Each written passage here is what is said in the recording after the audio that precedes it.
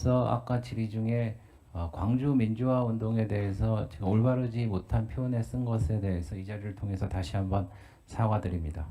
그럼 질의 시작하겠습니다. 저기 후보자님, 네. 후보자님은 제가 이제 인생 역정을 보니까 정말 18년 동안 고진감래의 시간을 보내고 어려움도 많으셨는데 여기까지 오시려고 정말 대단한 노력을 기울이셨다. 그거는 어느 누구도 부정하지 못할 겁니다.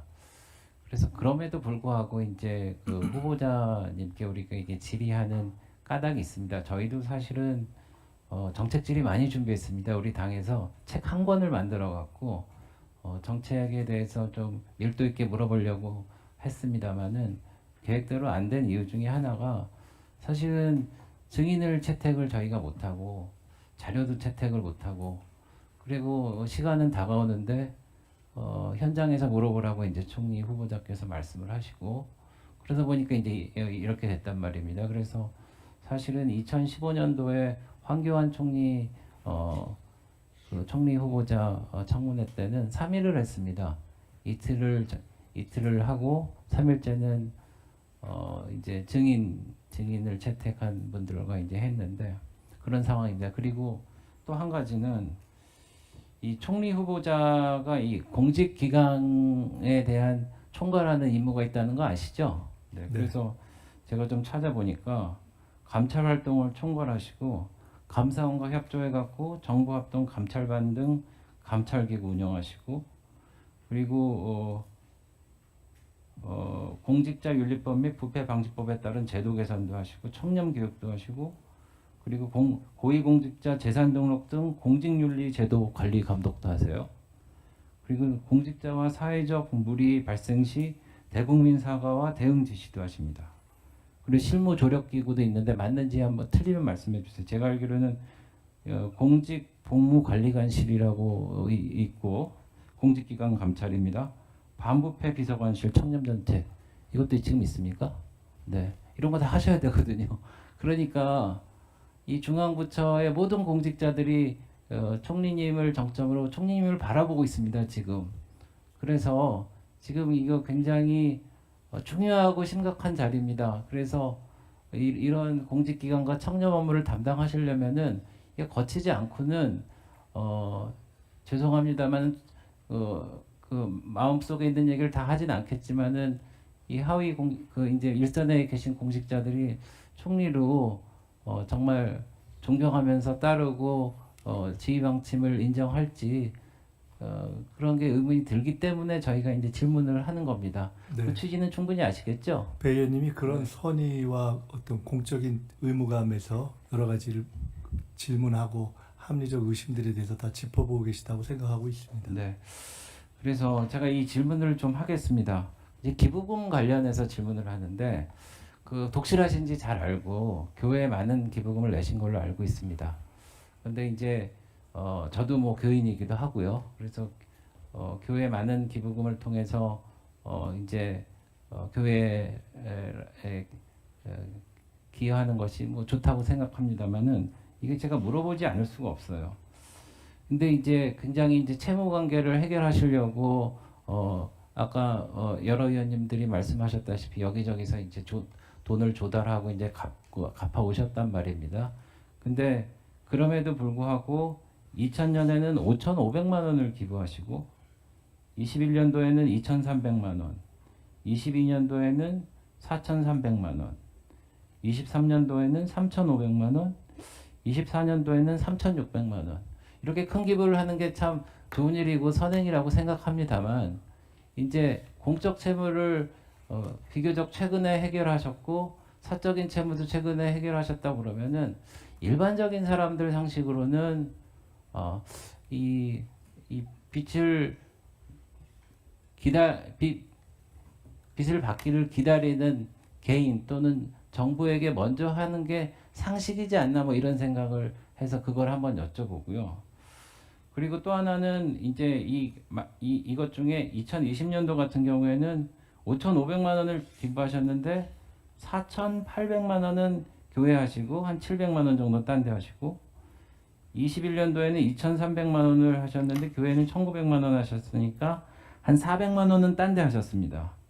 그리고 2022년도에는 4,300만 원을 토탈하셨는데 2,900만 원 하셨으니까 한 1,400만 원을 딴 데 하셨어요.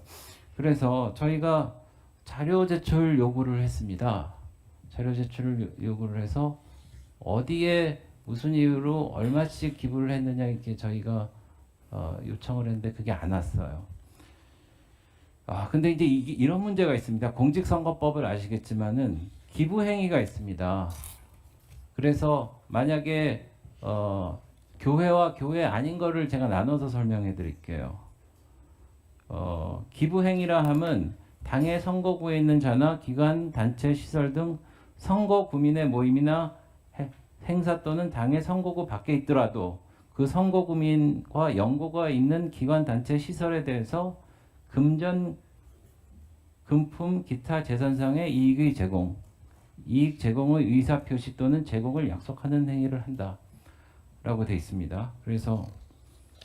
그러니까 이 기부 행위를 저희가 밝히라는 게 이 기부를 예를 들어서 지역구에 관련된 단체나 기관이나 이런 데 하시면은 그게 법 위반입니다. 그래서 그런 우려가 있기 때문에 그런 의혹이 있을 수 있기 때문에 이것을 해명할 기회를 드린 겁니다. 그런데 그것을 해명 안 하시고 계시거든요. 그러면은 이 기부금이 과연 무슨 기부금인데 빚도 갚지 않고 그렇게 하셨을까 하는 그런 합리적인 의심을 안 하겠습니까? 그래서 그거를 밝혀달라는 거고, 이제 이거는 좀 나가는 얘기인지는 모르겠지만은, 이제 의원 되시기 전에는 교회에 거의 기부를 안 하셨더라고요. 제가 이제 보니까. 안 하셨어요. 기부 내역을 제가 봤는데, 어쨌든 이 통계상에 잡힌 게 없습니다. 이 기부금 영수증을 보니까 종교단체 기부금으로 되어 있는데, 저희가 통계를 보니까 제가 말씀드린 기부 내역이 전부 의원이 되신 다음에 하셨거든요. 그래서 저는 뭐 그거는 그럴 수 있다고 생각합니다. 그러니까 의원이 되기는 전에는 좀 힘들었고 그랬으니까 의원이 되시고 나서 이제 소득이 생겼으니까 이제 하실 수 있다라고 생각하는데 중앙선관위의 해석은 또 어떻게 다르냐면요. 평상시와 하는 비슷한 수준의 헌금은 용인하지만은 갑자기 기부를 많이 한다거나 통상적인 범위를 넘었으면은 그것도 문제가 있다고 이제 판단하는 게 정말 중앙선관위 아시죠? 굉장히 까다롭고 규칙이 어렵습니다. 그래서 그런 것들을 얘기하는데 우선 교회 헌금은 차치하고라도 이런 기부금을 어떤 이유로 어느 곳에 얼마씩 했다라는 그런 자료를 제출하셔서 그걸 좀 명확하게 할 필요가 있지 않나 이런 생각을 하는데 후보님 어떻게 생각하십니까? 죄송하지만 조금 전에 쭉 주신 말씀에 대해서 전체적으로 저는 그가 답변해야 되는가에 대해서 잘 답변을 하려는 생각이 들지 않습니다. 왜냐하면 선거와 관련 있는 기부가 있었다면 그것은 선관위에서 이미 문제가 됐을 것입니다. 그리고 지금 그런 선거법과 관련한 문제 제기를 하는 것이 아니기 때문에 그런 것이 있다면 선관위를 통해서 문제 제기가 되면 될 것 같습니다. 그리고 헌금에 관해서 말씀하시면서 통상적으로라면 이라는 전제를 다시면서 이런 경우에는 공적 채무나 사적 채무를 다 갚은 후에 하지 않았겠느냐라고 말씀하시는 것은 제가 공적 채무나 사적 채무를 계획을 가지고 지속적이고 성실하게 납부 안 한 사람이면 모르겠지만 그런 것까지 연관해서 이렇게 말씀하시는 것은 죄송하지만 배준영 의원님께서 아까 이건 조금 나가는 것 같지만은 그냥 말씀하신다고 하셨는데 저는 이건 조금 나간 거라고 생각합니다. 네, 그러면은 기부금 기부처에 대해서 자료 제출 안 하실 겁니까? 안 하실 겁니까? 기부금은 물론 헌금 등에 대해서도 아니 헌금은 나와 있어요. 네, 이미 언급 제가 안 하겠다고 말씀드렸기 때문에 네, 알았어요. 그러니까 이런 류의 질문에 대해서는 답하지 않겠습니다. 기부처를 밝히지 않으시겠다고 제가 알겠습니다. 네, 알겠습니다. 네. 이 후보자께서 기부한 행위에 대해서 좋은 일로 한 걸 꼭 구태여 밝히고 싶지 않다, 그렇게 이해하면 되겠습니까?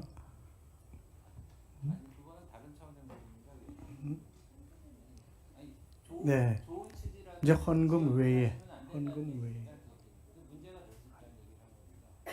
오른손이 한 일을 왼손이 모르겠다 이런 취지가 아닙니다. 그렇습니까? 네.